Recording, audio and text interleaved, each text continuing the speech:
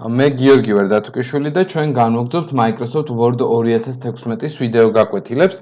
ეს თემა შეეხება როგორ გავხსნათ Microsoft Word-ში უკვე არსებული ფაილი.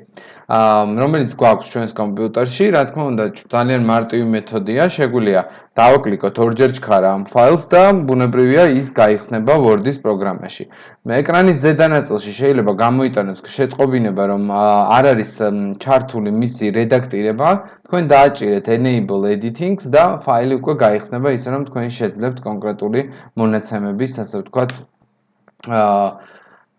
რედაქტირებას. თუ გადავალთ file menu-ში და მივცემთ ბრძანებას open, ამ შემთხვევაში გამოჩნდება ბოლო პერიოდში გახსნილი ყველა ფაილი და ასე შეგიძლიათ მიაგნოთ იმ ფაილს, რომელიც არის ბოლო პერიოდში გახსნილი და არ გახსოვთ საით დაასეივეთ და ასევე შესაძლებელია მივთითოთ browse ღილაკით კონკრეტული რომელიმე ადგილი, მაგალითად რომელიმე საქაღალდე და გახსნათ დაუშვათ ეს კონკრეტული ფაილი. მაგალითად ავირჩიოთ დაუშვათ რაღაცა folder-ი, სადაც ვნახავთ დაუშვათ რომელიმე საქაღალდე ფაილს, მაგალითად აი ესეთი ფაილი და აი დავინახავთ, რომ გვაქვს ესეთი Word-ის ფაილი.